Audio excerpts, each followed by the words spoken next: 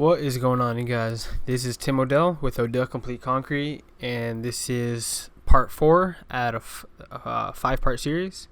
And this is the part 4 where we're actually going to be starting to lay out all the pavers. Like I said in the very first one, this is going to be an antique cobble paver that we're going to be laying, and we're using I believe it's called an I pattern for all of our pavers. I'll show you guys the pattern later on once we start actually laying out all of the pavers. So we're still low in a couple spots around this paver patio, and luckily we still had sand left over in the trailer. So whenever we needed a little bit of sand, I could just grab some from the trailer and bring it right to the back.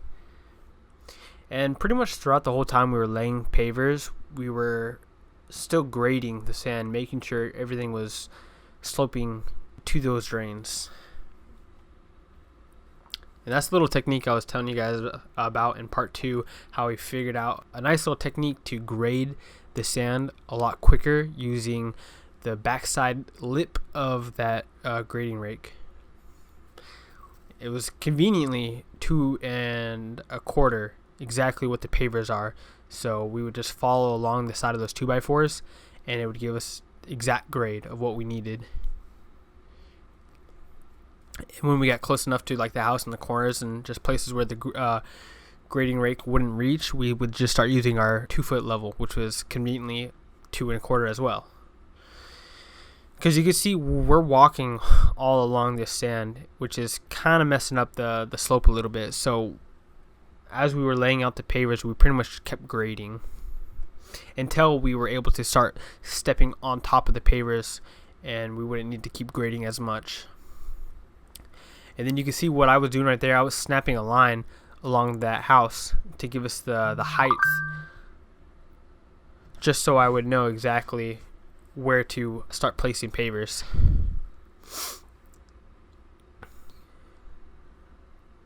And then right here, we were just kind of trying to figure out exactly what kind of pattern we wanted to start with on this project, which I was telling you earlier, we're going to be using an I pattern.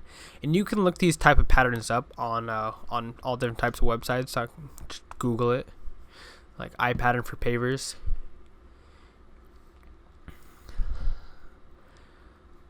Because the homeowners wanted just like a random anything, like any pattern that I kind of came up with, I ended up choosing I pattern just because I think it's a nice looking pattern personally.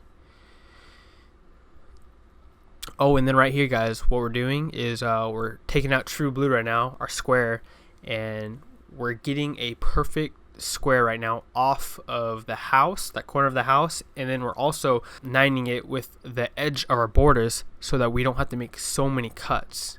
So you can see the string line 90'd right against those paver border.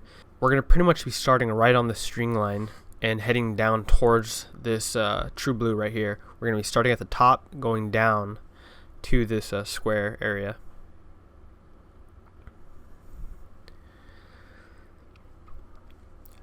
And like I'm saying, this is going to help us by preventing us from having to make so many cuts in this paver patio. And also, it's going to help us get really nice straight lines with our pavers. So this is a very, very, very important part of the whole process of laying pavers. See, we pretty much just want to make these as close as possible to this border edge.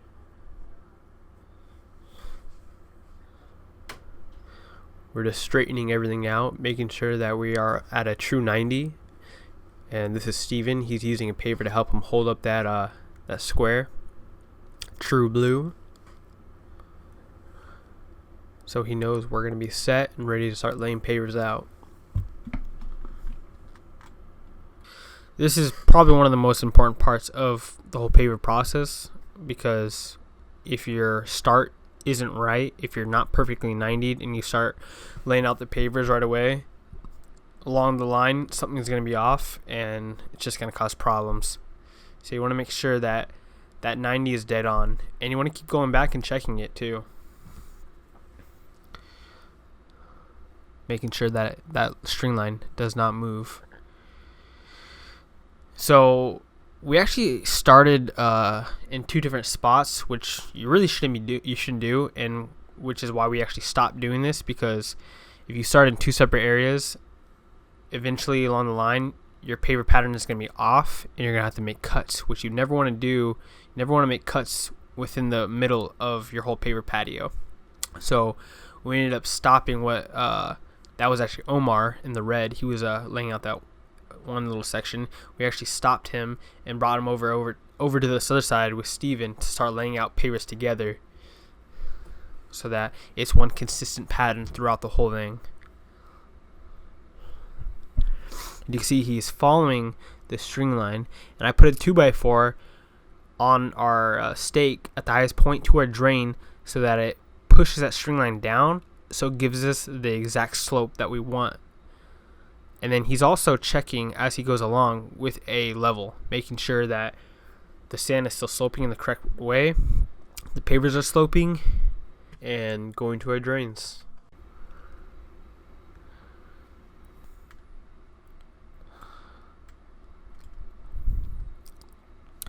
So once he gets to that little stack of pavers he started out all alone ahead of Steven, where he's just going to take those out and replace them to where they need to be. And you see Sam's going along the border edge, making sure that to keep everything graded so that Steven can just lay pavers as fast as he can.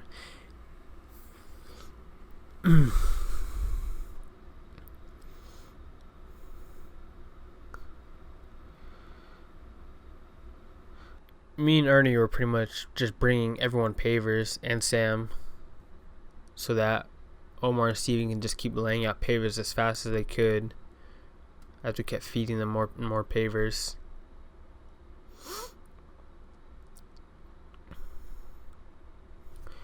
And the nice thing about using the 2x4s to check your levels and everything is you can literally slide the paver underneath those 2x4s, and you'll know you'll have good slope, and it'll be following the rise or the fall, whichever way you're trying to follow it.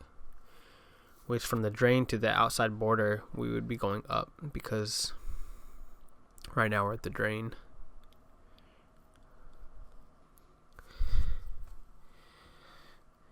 And I mean, we were laying out this paver patio pretty quick overall. The hardest part, I think personally, is probably just all the cuts that you have to do with pavers. That's the most tedious and longest process of doing paver patios. And you can see right here, actually, we're cutting out a little piece of this paver for a copper or irrigation line, I believe it was, or a water line, whichever.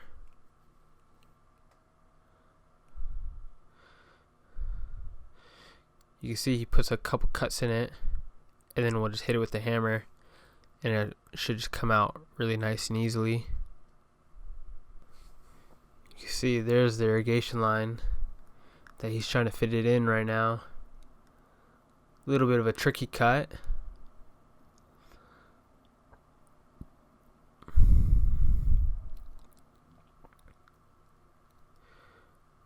But fits like a charm. Just try to tuck that wire into that cut so that our next paver next to it will sit flush with it. I'm going to show you guys a little quick sneak peek of what we're doing here and what we've been doing. So we got the turf pretty much all laid out, and we got this right here super clean out, all set, coming out through the turf, so you can take that off when you need to snake your drains or whatever. And then we've pretty much got a lot of these pavers in. Just got to make a lot of cuts because, you know, irregular shapes over here. See the string line, guys? This is super important to have. And make sure it's square and 90'd when you're laying out your pavers. If you don't have one of those, most likely when you start laying out these pavers, you're going to start having these little snake lines all the way down. As you can see, when you're looking straight down, all the lines look really nice and straight. So that's super important. But here it is, guys. So far, we're getting there.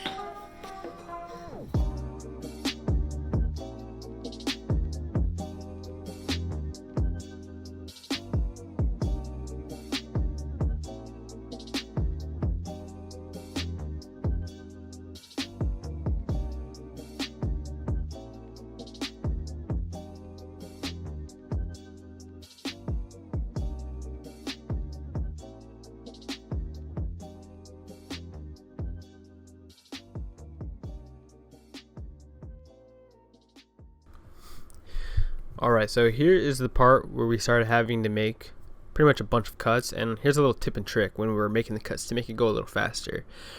Pretty much you saw him place a broken paver underneath this paver just so we can kind of keep it lifted and in place of where we want it.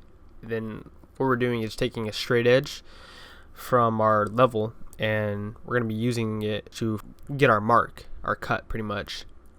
And we just follow along. We eyeball it from the top looking down, making sure that we can see where we need to make the cut from, just so it will fit into place on the edge of our borders. Now we're just making our cut since we have it marked, and then we also are using Sharpies, not pencils, Sharpies, because this is a wet masonry saw, and with pencil, once we start trying to make our cut, it's just going to instantly just disappear because pencil is just lead and the Sharpie stains. Very hard to get off. So once you do mark up the paper, make sure you're marking up in the right spot.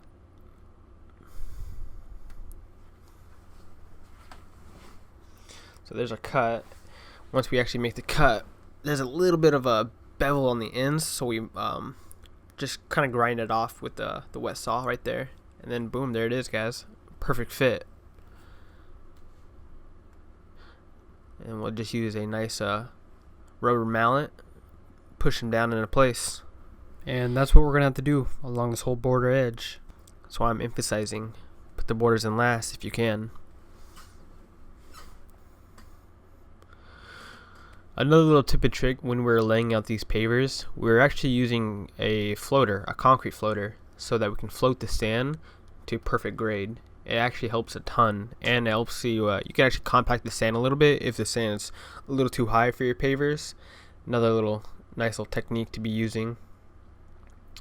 We also did keep pulling string lines down both horizontally and vertically on these pavers, making sure we had nice straight lines. And then if we didn't have nice straight lines, we would use the rubber mallets to kind of push or not hit the pavers back, just so we can get them a little more straight with our lines if they were a little off. Sometimes we'd have to take out the pavers where the mallets just couldn't push the pavers far back enough. But we were pretty on it, so we didn't have to do that too often. Maybe like one time we had to take about a little bit of pavers out just to get those lines a little bit straighter.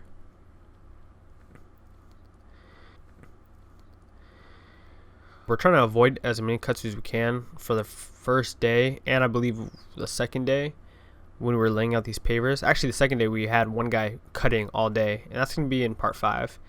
But we're trying to avoid as many cuts as we could, just so that we can get the whole layout done with, and then come back and do all the cuts, just so we don't waste time and we can just blow through the whole patio laying.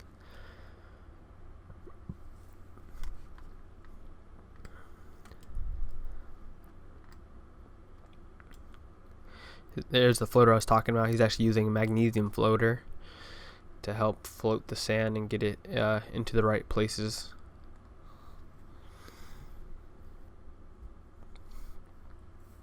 Also, if you guys are enjoying the video and learning a lot of cool tips and tricks, or if you have any good tips or tricks to share, comment in this comment section below. Also, don't forget to hit that like button. I'd really appreciate it.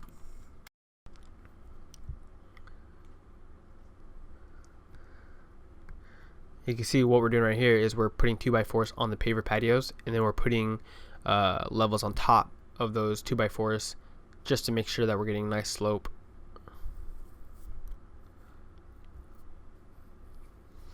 That's the nice thing about pavers. If you aren't getting a nice slope, literally you can take the pavers out and correct it. With concrete, if you're not getting good slope, you're demoing it out. You're taking the whole patio out, and you're going to pay for it. That's why concrete is definitely a crafted skill that you cannot mess up when you're laying it down. Really comes down to the rod guy, who's ever rodding that concrete. If they don't rod it good enough, you're going to have problems, because the other guys, they're just going to finish whatever the rod guy rodded.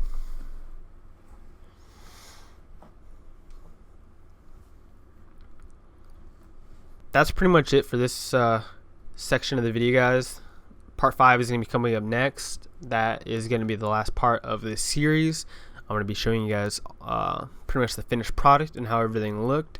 So I hope you guys enjoyed all these videos so far. If so, please leave a like, share, comment, let me know your thoughts on this project so far, or if you guys have any tips or tricks. Like I was saying, I love hearing from other people in the trade. Also, stay tuned for part 5 because that one is coming up next. And have a great day, guys. Appreciate you guys watching.